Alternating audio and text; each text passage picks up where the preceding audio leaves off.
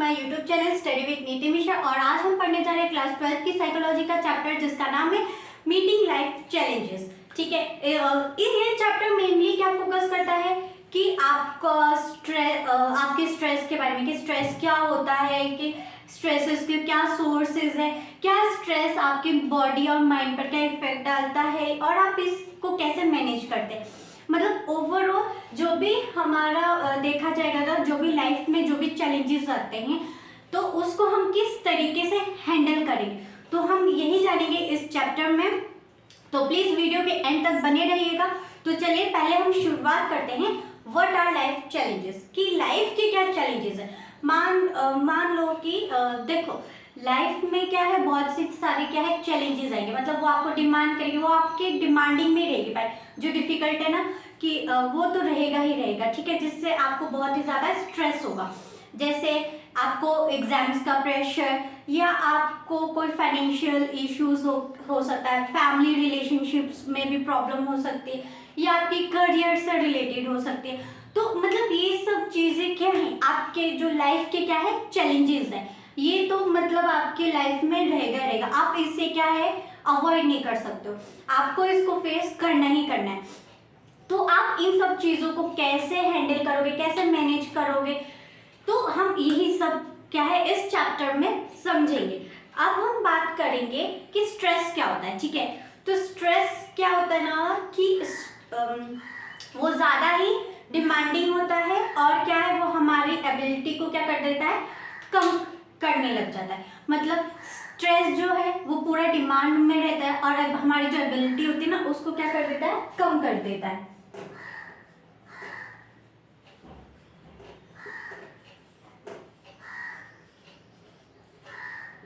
इसको हम इस तरीके से समझेंगे।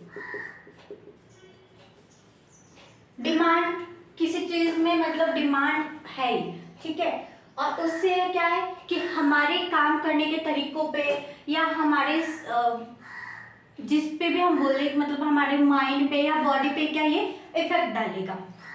ठीक है, तो ये ना बेसिकली दो टाइप के होते हैं। जो होता है पहला इंस्ट्रेस, मतलब कि आपका स्ट्रेस होगा पॉजिटिव में होगा, या आपको कोई मोटिवेशन देता है, या ये आपकी क्या है ना परफॉर्मेंस को क्या है इम्प्रूव करेगा। मतलब एक स्ट्रेस ऐसा होगा कि ना वो आपको मतलब पूरा मोटिवेट करेगा कि आपको ये काम करना ही करना है, ठीक है, और इससे क्या होगा कि आपकी क्या है जो भी सिचुएशन है, जो भी आपका परफॉर्मेंस है ना वो बेटर होगा।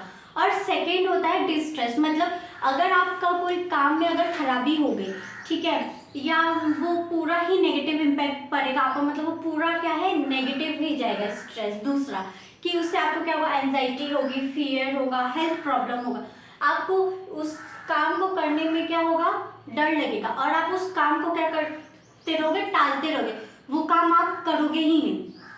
ठीक है, अब हम बात करेंगे सोर्सेज ऑफ स्ट्रेस क्या होती है। ठीक है,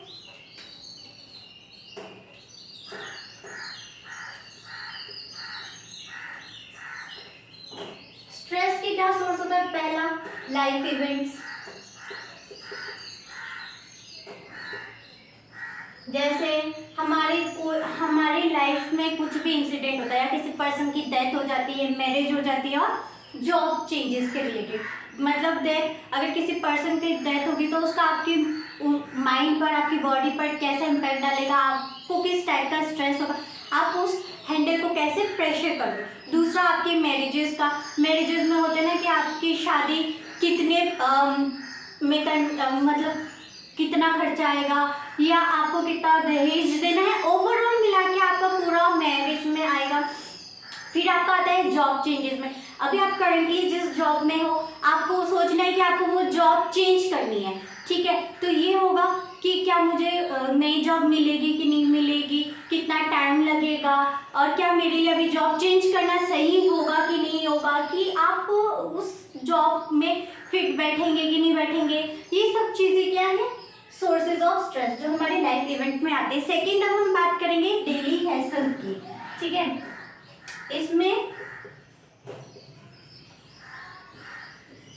क्या होता है, मतलब हमारी छोटी प्रॉब्लम्स, ठीक है, हम जो चीज़ों को, छोटी छोटी प्रॉब्लम्स को क्या करते हैं, फेस करते हैं। या तो कोई प्रॉब्लम बड़ी होगी या छोटी होगी, पर प्रॉब्लम होगी, हम उसको कैसे डील करेंगे, ठीक है। फिर आपका आता है ट्रैफिक में या आर्ग्यूमेंट करना, मतलब किसी चीज़ पर आर्ग्यूमेंट हो जाना।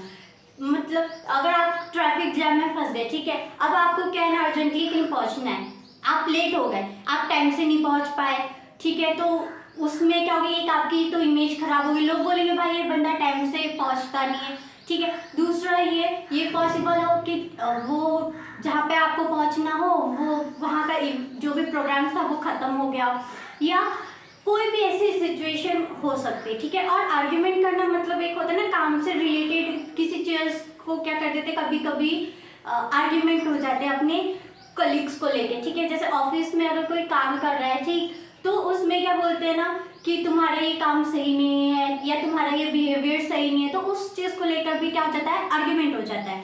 फिर एक होता है हमारा ट्रॉमेटिक इवेंट्स, ठीक है।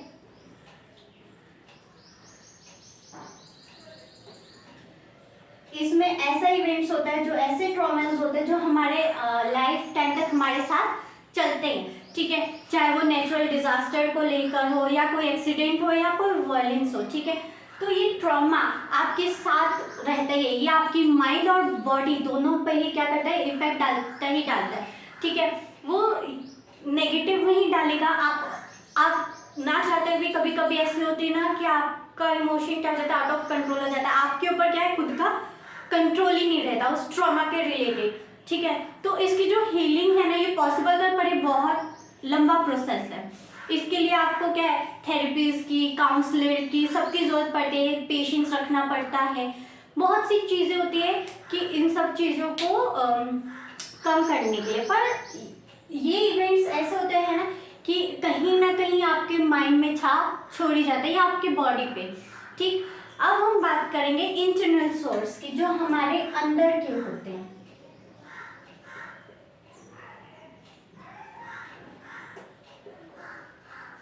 इंटरनल सोर्स में क्या है, मतलब हमारी सोच, हमारे परफेक्शन, ठीक है, या हमारे किसी से लेकर एक्सपेक्टेशन होना, ठीक है, ये क्या होता है, इंटरनल सोर्स में आता है। मतलब हम हमेशा नेगेटिव ही सोचेंगे तो हमारी माइंड और बॉडी पे इफेक्ट डालेगा ही डालेगा। सेकेंड, हमारा मूड उसमें खराब होगा और हम अच्छे से काम नहीं कर पाएंगे, ठीक होता है। और एक होता है ना परफेक्शनिज्म, कि हमें ना हर चीज़ क्या चाहिए, परफेक्ट चाहिए, कोई चीज़ में कमी नहीं होनी चाहिए, वो एक अलग स्ट्रेस है। फिर एक होता है आपका किसी चीज़ के साथ ना एक्सपेक्टेशन होना, आप किसी से एक्सपेक्ट करते हो कि वो हमारे साथ रहे, हमें सपोर्ट करे, ठीक है, चाहे आपका डिसीजन सही हो कि गलत हो, आप चाहोगे वो एक पर्टिकुलर पर्सन, इंसान ना, वो आपके साथ रहे, ठीक है। तो ये भी क्या है, सोर्सेज ऑफ स्ट्रेस में आते हैं। अब हम बात करेंगे कि स्ट्रेस कैसे इफेक्ट डालता है। पहला हमारी फिजिकल बॉडी पे डालेगा, दूसरा हमारा इमोशनल होगा, और तीसरा हमारा बिहेवियर इफेक्ट होगा। मतलब फिजिकल पे देखा जाएगा कि जब हमारा कोई स्ट्रेस होता है ना, तो वो हमारी बॉडी में पता चल जाता है, या तो हमें चक्कर आएगा, हमारा ब्लड प्रेशर बढ़ेगा, और या तो हमारे जो इम्यून सिस्टम है ना वो वीक हो जाएगी, ठीक है।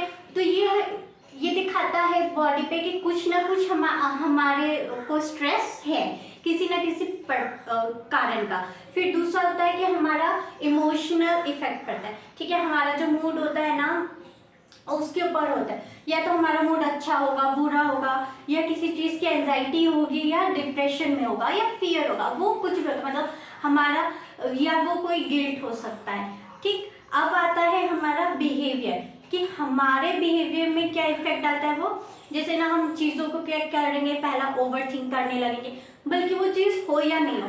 दूसरा ये कि स्लीपिंग में प्रॉब्लम होगी, कि मतलब हमें रात को क्या है ना, नींद ही नहीं आएगी, या हमारी हवाइयाँ उड़ जाएगी, ठीक है। उसके बाद आता है आपका एग्रेशन, ठीक है, आप ना मतलब कि ज़्यादा ही गुस्से में रहोगे, बहुत लोगों से लड़ाई करोगे, झगड़ा करोगे, तो ये सब चीज़ें करोगे, ठीक है। अब हम बात करते हैं हमारे नेक्स्ट टॉपिक का, जिसका नाम है जर्नल एडेप्टेशन सिंड्रोम, ठीक है। मतलब ये जर्नली बात है, ये तो नॉर्मल सी बात है। पहला अलार्म स्टेज, दूसरा रेजिस्टेंस स्टेज, तीसरा एग्जॉस्टिज्म स्टेज। मतलब जो ये जर्नली हमारी लाइफ में क्या है ना, नेचुरली है, इसको क्या है ना कि हम बदल नहीं सकते। कि अगर ना आपके साथ कोई चीज बुरी हुई है, ठीक है, आप वो चीज पहले फेस कर चुके हो, बट अब ये है कि दूसरा सामने वाला क्या है ना, वो चीज वो भी सेम क्या है पैटर्न वो फेस कर रहा है, तो वो आपको क्या करेगा, अलार्म करेगा, भाई ये चीज मेरे साथ पहले हो चुका है। जैसे घड़ी होती है ना, वो अलार्म बजती है कि सुबह आपको उठना है, आप एक शेड्यूल बना के रखते हो ना पहले से कि मुझे सुबह उठना है, मुझे ये काम करना है, तो बिल्कुल ये उस टाइप का काम करता है। फिर आप होता है ना कि आप परेशान हो जाते हो, हर प्रॉब्लम्स को क्या हो जाता है, इरिटेट हो जाता है, भाई हम इतना क्या है नहीं कर सकते, कोई ना कोई प्रॉब्लम फिर आपको आती रहेगी, फिर आप क्या होगा, बहुत ही ज़्यादा स्ट्रेसफुल में चले जाओगे। ठीक है, अब हम बात करेंगे कॉपिंग विद स्ट्रेस की। ठीक है, ये क्या होता है, प्रॉब्लम फोकस कॉपिंग, दूसरा इमोशन फोकस कॉपिंग और तीसरा अवॉइडेंस कॉपिंग। मतलब कि आप क्या करोगे ना, अपने प्रॉब्लम्स को आइडेंटिफाई करोगे। ठीक है, कि आखिर ये प्रॉब्लम है तो इसका सॉल्यूशन क्या है, ये प्रॉब्लम कैसे हुआ, तो आप उस चीज प्रॉब्लम पर क्या करोगे, आपका पूरा फोकस जाएगा उस चीज को क्या है ना कि आप सॉल्व करने की कोशिश करोगे। ठीक है, जिससे जो आपका स्ट्रेस होगा ना क्या हो जाएगा, कम हो जाएगा, आपके ऊपर कोई बर्डन नहीं रहेगा। ठीक है, दूसरा ये इमोशन फोकस में कि अभी आपकी करंट सिचुएशन का मूड कैसा है, कि आप अच्छे हो कि बुरे हो, तो आप उस सिचुएशन को पूरा एनालाइज करोगे कि आखिर आपके मूड चेंजेस होने के क्या कारण थे, कि आपको गुस्सा करना सही है कि नहीं। आप अपने आप को पूरा क्या करोगे, पूरा का पूरा कंट्रोल करोगे, आप अपने पूरे इमोशन पे क्या करोगे, फोकस करोगे, कंट्रोल करोगे। ठीक है, और तीसरा अवॉइड करोगे कि मुझे क्या रिएक्ट करना है नहीं करना है, वो आपके ऊपर, मुझे किस चीज़ पर अवॉइड करना है, कि मुझे इसको अवॉइड करना है कि नहीं करना है। तो ये चीज़ें क्या है ना स्ट्रेस के ऊपर रहते। ठीक है, अगर आपको स्ट्रेस रहेगा कि अगर मैंने ये अवॉइड कर दिया, क्या मेरे लिए अवॉइड करना सही है कि नहीं है, तो वो भी क्या है स्ट्रेस में आपका आता है। तो इन सब चीज़ों को बचने के लिए आप क्या करोगे, एक मैनेजमेंट टेक्निक्स करोगे। ठीक है, कि स्ट्रेस से आप कैसे बचा जाए, आप कैसे मैनेज कर सकते हो अपने स्ट्रेस को। पहला ये रिलैक्सेशन टेक्निक, मतलब आप रिलैक्स करोगे, वो कुछ भी हो सकता है, मतलब आप ये हो सकता है अपने फ्रेंड के साथ कहीं बाहर टूर पे चले गए, फैमिली के साथ चले गए। ठीक है, या आप सिर्फ नॉर्मली ना एक जगह शांति में रूम में बैठे, फिर वहाँ पे चाय वाय पे, मतलब ये आपके ऊपर है कि आप किस तरीके से रिलैक्स करते हो अपने आप को, अपना स्ट्रेस कम करने के लिए आप क्या करना पसंद करते हो। दूसरा टाइम मैनेजमेंट करते हो, आप अपना पूरा एक शेड्यूल बनाओगे दिन भर का कि आज मुझे इतना काम करना है, इतना काम नहीं करना है, क्या करना है, कैसे करना है, मतलब पूरा ओवरऑल उसका टाइम मैनेजमेंट करोगे, तो जिससे कि आपका स्ट्रेस क्या हो जाएगा, कम हो जाएगा, और अपना काम आप क्या करोगे, टाइमली कंप्लीट कर सकते हो। इससे ये फायदा होगा कि आपको क्या होगा ना, सारा बर्डन एक साथ नहीं आएगा। ठीक है, तो आप क्या करोगे, थोड़ा लेस स्ट्रेस फील करोगे। उसके बाद आप क्या करोगे, सोशल सपोर्ट। एक होते हैं ना कुछ लोग जिनको ना लोगों की मदद करना बहुत पसंद है, तो उनको खुशी मिलती है, वो लोगों की हेल्प करते हैं, वैसे करोगे। या आप हेल्थी लाइफस्टाइल मेंटेन करोगे, मतलब अपनी हैबिट्स कुछ डेली, मतलब कि आप रेगुलर ऐसा कर सकते हो, डेली बेसिस पे आप चेंज कर सकते हो। जैसे आप योगा कर सकते हो, हेल्थी फूड खा सकते हो, या आप एक्सरसाइज कर सकते हो, या आप डांस सीख सकते हो, या आप कुछ भी कर सकते हो। मतलब आप अपनी लाइफ को क्या करोगे ना, बैड हैबिट से गुड हैबिट की तरफ चेंज करोगे। डेली कुछ ना कुछ आप नया उसमें क्या करते रहोगे, सीखते रहोगे। उसके बाद आपके आते हैं मोस्ट इम्पॉर्टेंट, आपकी पॉजिटिव थिंकिंग, मतलब आपकी सोच सबसे ज़्यादा यहाँ पर क्या है इम्पॉर्टेंट है, चाहे वो सोच आपकी पॉजिटिव हो या नेगेटिव हो। देखो, अगर आपकी सोच अच्छी है, पॉजिटिव है ना, तो आपको हर चीज़ क्या है ना पॉजिटिव वे में ही दिखाई देगी, मिलेगा। और छोटी मोटी गलतियां तो सबसे रहती है, तो आप उसको क्या करते हो, अवॉइड करते हो। पर अगर आपकी सोच ही नेगेटिविटी है, आप बुरा ही सोचते हो, मतलब अच्छा नहीं सोचते, तो आपको हर चीज़ में क्या है ना वो बुरा ही दिखाई देगी, और आपको लगेगा कि लोग सिर्फ आपको ही बोलते हैं, आपको ही परेशान करते हैं। तो ओवरऑल क्या है, सबसे इम्पोर्टेंट बात है कि आपकी सोच बिल्कुल पॉजिटिव होनी चाहिए। ठीक है, अब हम बात करेंगे रिसाइलेंस की। ठीक है, ये क्या होता है, डिफिकल्ट सिचुएशन से बाउंस बैक करने की एबिलिटी। मतलब एक होता है ना कि आप अपने आप को एकदम ही ऐसे सिचुएशन से बाहर निकालोगे, चाहे वो बहुत ही ज़्यादा डिफिकल्ट क्यों ना। मतलब कैसे करोगे कि आप अपनी पॉजिटिव माइंड को सबसे पहले, जाहिर सी बात है, पॉजिटिव रखोगे। दूसरा ये कि आप प्रॉब्लम के सॉल्यूशन को ढूंढने की कोशिश करोगे।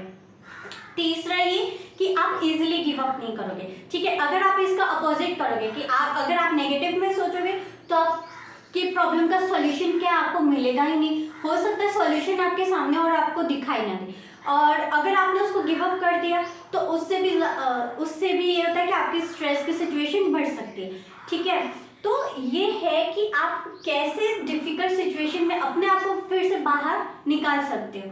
ठीक, तो ये सबसे बड़ा मेन चैलेंजेस है हमारे लाइफ का, कि हम अपनी लाइफ को किस तरीके से पूरा मेंटेन करते हैं, हर चीज़ को हम कैसे फेस करते हैं। ठीक है, तो आज के लिए इतना काफ़ी। आई होप आज का लेक्चर आपको समझ आया होगा। So please like, share and subscribe ज़रूर कीजिएगा। अगर कोई भी इसमें डाउट हो तो प्लीज़ आप मुझे कमेंट सेक्शन में ज़रूर बताइएगा, और अपने उन दोस्तों के भी साथ शेयर कीजिएगा जिनको साइकोलॉजी डिफिकल्ट लगती है। So thank you so much.